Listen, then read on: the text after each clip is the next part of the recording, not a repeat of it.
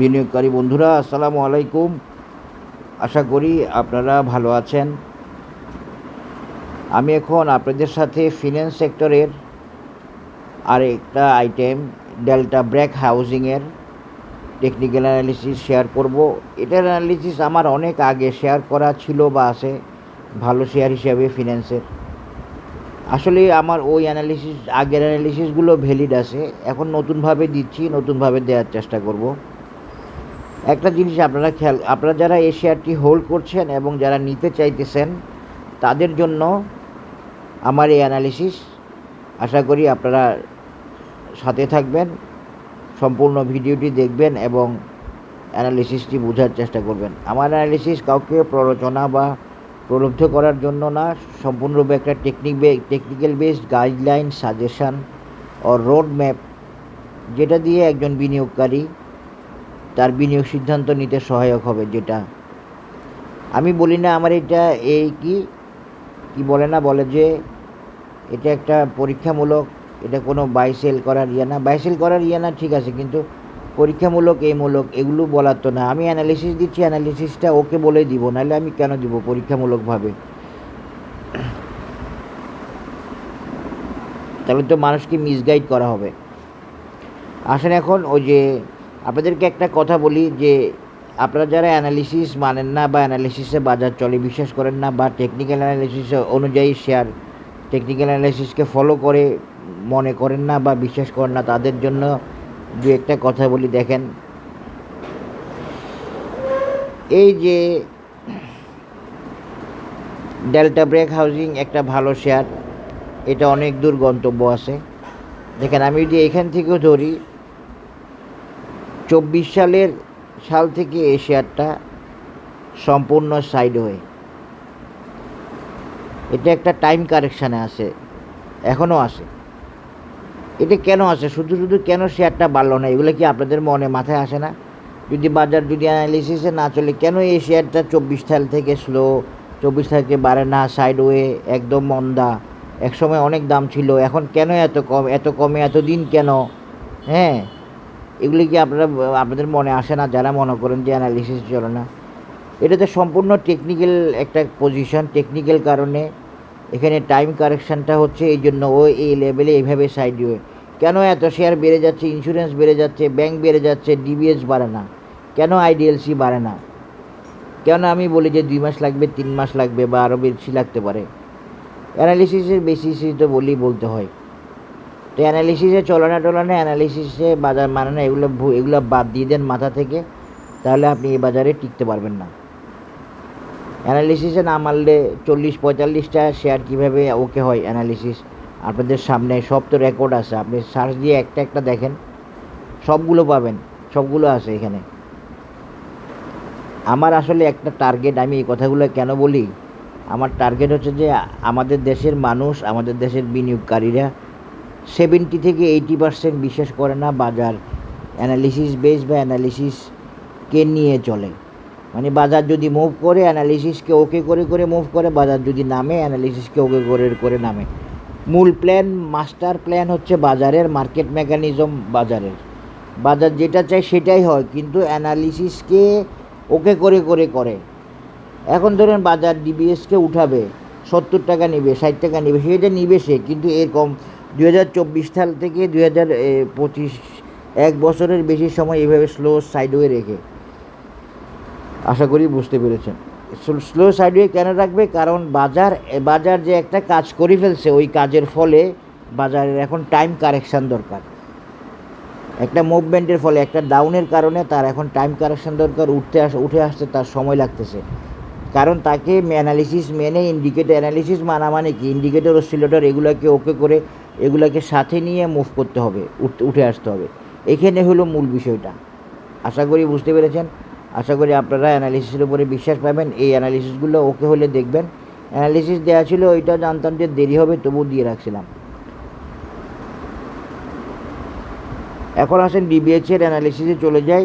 ডিবিএসের analysis দিতে গিয়ে এই যে ডিবিএচের এই সাইডওয়ে, এটা আশা করি শেষ হয়ে আসতেছে এবং ডিবিএস সামনে ভালো করবে। হয়তো 10-12 দিনের মধ্যে ডিবিএস মুভমেন্টের পজিশানে চলে যাবে। ডিবিএস হয়তো এইটা ক্রস করলে, এই টপটা ক্রস করলেই ডিবিএসের মুভমেন্ট কনফার্ম হবে। এটা ক্রস করলে আর সবচেয়ে ভালোভাবে কনফার্ম হবে, এটা ক্রস করলে আর সবচেয়ে ভালোভাবে কনফার্ম হবে ডিবিএস যদি এইটা এই 42 ক্রস করে ফেলে।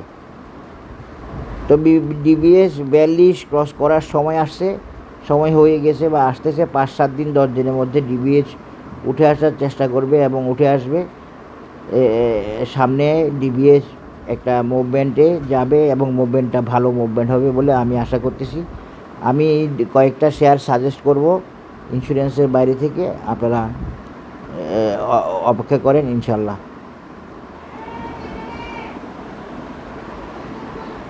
বর্তমানে ডিবিএসের অবস্থান কি?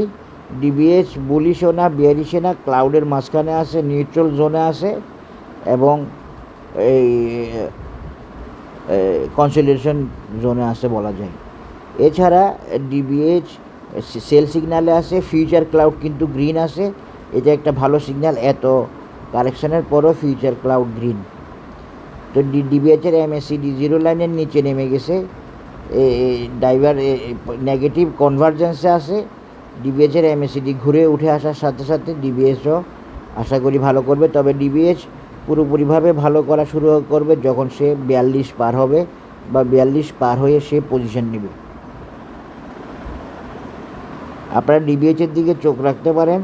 ফিন্যান্সের আমি কয়েকটা আইটেম সাজেস্ট করব, আশা করি কয়েকদিনের মধ্যে। ফিন্যান্স বা ইন্স্যুরেন্সের বাইরে টেক্সটাইল যেগুলো করছি সেগুলো ওকে আছে, সেগুলো ওকে থাকবে, সেগুলো সময় নিয়ে নিয়ে বাড়বে। আপনারা দেখছেন আমার অ্যানালিসিসগুলো, আপনারা জানেন কখন কখন গিয়ে যায়। সবগুলা ঠিকই টার্গেটকে হিট করে, ইনশাল্লাহ হিট করবে। এখন দেখেন ডিবিএসের আমি একটু উইকলিটা দেখব।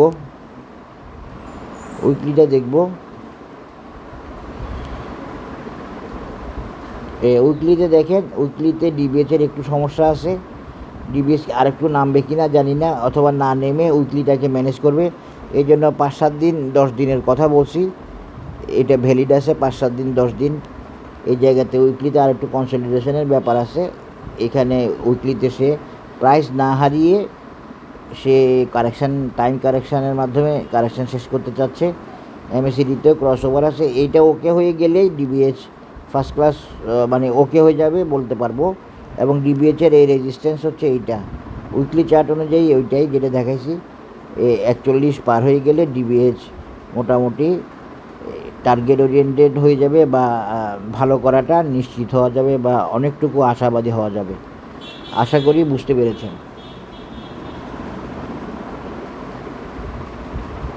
এখন আসেন ডিবিএসের আমি আপনাদের সাথে একটা অ্যানালিসিস দিব, চার্ট দিব প্যাটার্ন ও পজিশন দেখে, যেটার আলোকে আপনারা কখন সেল কখন বাই, কোথায় সাপোর্ট কোথায় রেজিস্ট্যান্স ইত্যাদি পাবেন। প্যাটার্ন ও পজিশন দেখে একটা দেওয়ার চেষ্টা করব চার্ট। আমি এটা দিতে চাচ্ছি উইকলি চার্ট থেকে, যাতে আমি একটু প্রিসাইজলি পাই, আমার জন্য সুবিধা হয়।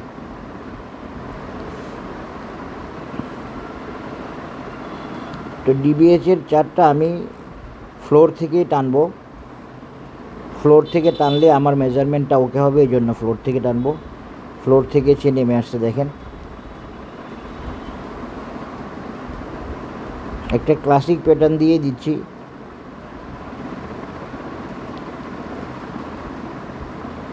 একটা ক্লাসিক সিহর্স প্যাটার্ন দিয়ে ডিবিএসের অ্যানালিসিসটা দিচ্ছি। ডিবিএসের একটা টার্গেট হলো 57 টাকা।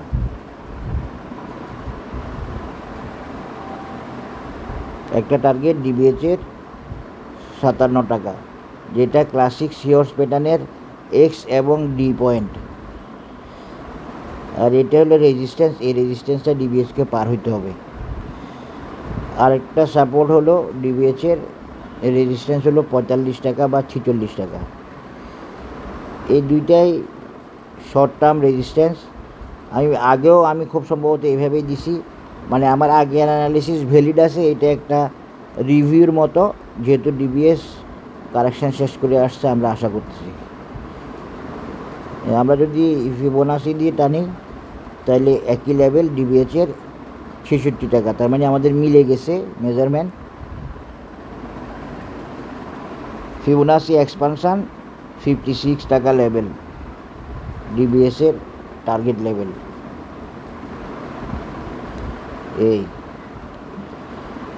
একটা পয়েন্ট 45 আর একটা হলো 56। এরপরে ডিবিএসের অনেক টার্গেট আছে, দেখেন অনেক বড় শেয়ার, অনেক উপর থেকে নামছে, এটা ভাবতে পারবেন না কত টাকা দামি শেয়ার। এরপরে ডিবিএসের নেক্সট টার্গেট হলো এই দেখেন বরাবর মিলছে, এভাবে যখন মিলবে তখন বুঝবেন যে আমার অ্যানালিসিসটা ওকে পারফেক্ট। ইচিমুকু দিয়ে মিলে গেছে, ফিবোনাসি দিয়ে মিলে গেছে, ক্লাসিক সিহর্স প্যাটার্ন দিয়েও মিলে গেছে বরাবর। তার মানে আমি মাঝে মাঝে বলি যে আপনি চার্টের মধ্যে আপনি পাবেন আপনার অ্যানালিসিসটা ওকে কিনা, মেজারমেন্টগত হ্যাঁ ওকে এখানে পাওয়া যাচ্ছে, সেটা এই চার্টের মধ্যে পাওয়া গেছে। তা আশা করি বুঝতে পেরেছি, একটা ক্লাসিক সিহর্স প্যাটার্ন দিয়ে দেখাইছি। এখন ডিবিএস এই টার্গেটে কখন যেতে পারে, আমরা যদি বাড়াই ধরি তাইলে হয়তো ডিসেম্বর নাগাদ যেতে পারে। এটা একটা ধারণাগত দিলাম টাইমটা, ডিসেম্বর নাগাদ ডিবিএস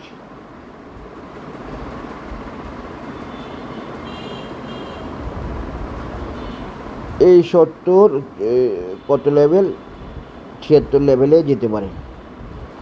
আশা করি বুঝতে পেরেছেন। Technical analysis of DBH Delta BRAC housing pattern হচ্ছে ক্লাসিক সিহর্স বুলিশ প্যাটার্ন। কিছুদিন একটু স্লো থাকতে পারে, কিছুদিন একটু কারেকশানে থাকতে পারে, এরপরে আরও 5-7 দিন 10 দিন, তারপর শেয়ারটা আস্তে আস্তে ভালো করা শুরু করবে এবং এই 41 পার করে ফেলার পর মোটামুটিভাবে শেয়ারটা আর পিছনে তাকাবে না আশা করি ইনশাল্লাহ।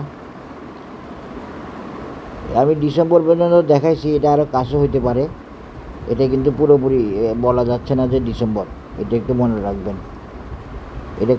এটা জাস্ট আইডিয়া করে বলা, এটা নভেম্বরও হতে পারে, হ্যাঁ নভেম্বরও হইতে পারে। আশা করি আপনারা বুঝে নেবেন, টাইমিংটা এত বেশি টাইম নেবে না, নভেম্বরে হতে পারে। তো এই 76ও সম্ভব এবং 56ও সম্ভব। তো আশা করি বুঝতে পেরেছেন। সবাই ভালো থাকবেন, ধন্যবাদ, আসসালামু আলাইকুম।